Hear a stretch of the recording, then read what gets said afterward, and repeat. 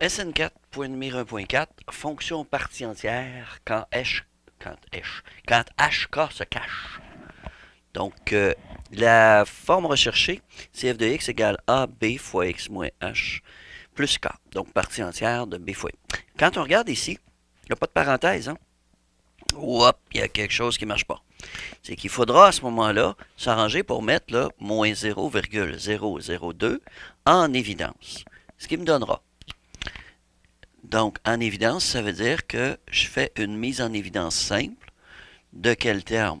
Du moins 0,002.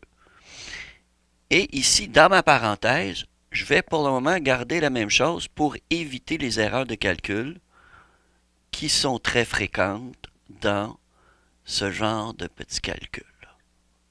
Moins 400. OK. Alors ici, j'ai mis en évidence mon moins 0,002. Je vais donc pouvoir diviser par moins 0,002. Même chose ici, moins 0,002. Donc, c'est comme si j'avais multiplié par 1 parce que moins 0,002 divisé par moins 0,002, ça me donne 1. Donc, je n'ai rien changé à la forme, à la fonction que j'ai ici en haut. Donc, j'obtiens f de x égale moins 300 partie entière de moins 0,002 de x plus 100 moins 400. Petit danger, beaucoup d'élèves font l'erreur suivante. Si je leur demande HK, donc HK, plusieurs élèves vont me répondre, ben oui, mais c'est 100, 400. 100, 400. 100, 400? OK, regardons ma fonction ici. J'ai A partie entière de B fois X moins H. Donc, j'ai ici X moins quoi? Moins 100. Donc, ici, moins 100.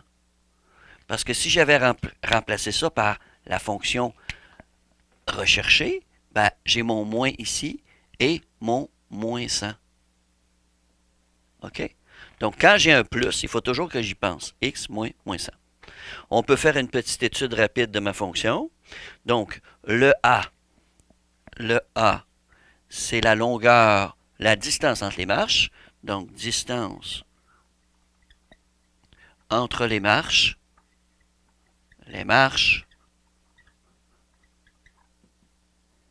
300. Vous voyez, je fais fi du signe ici, évidemment, parce que ça représente des distances. Et une distance, on sait que ça n'a pas de signe. On parle souvent de valeur absolue. B, c'est la longueur des marches. Donc, B, c'est moins 0,002. Donc, la longueur de la marche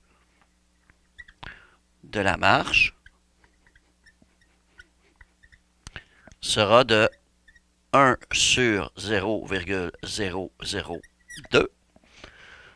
Donc, nous avons 1 sur 2 millièmes, donc 1000 sur 2, ce qui est à dire 500. OK. Ensuite, est-ce qu'on est capable de savoir la marche ici qu'on a? Est-ce qu'elle est ouverte, fermée ou fermée, ouverte? Ben, B négatif, donc ouverte, fermée. Autre chose, est-ce que ma fonction est croissante ou décroissante? Ben, le produit de A par B est plus grand que 0, donc croissante. Puisque un négatif fois un négatif, ça donne un positif.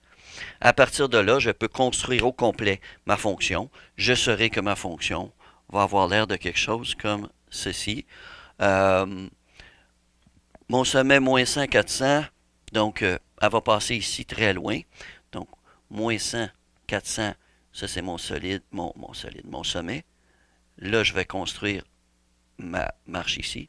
Et là, je vais avoir une autre marche ici, 300 plus haut, comme ça. Et 300 plus haut, etc. Donc, et la longueur de la marche ici, 500. Donc, ça me donne une petite idée. En faisant une étude rapide, faites toujours ça, hein? Prenez pas de chance. parce que ben, ça nous dit exactement tout ce qu'on doit savoir avant de construire notre fonction.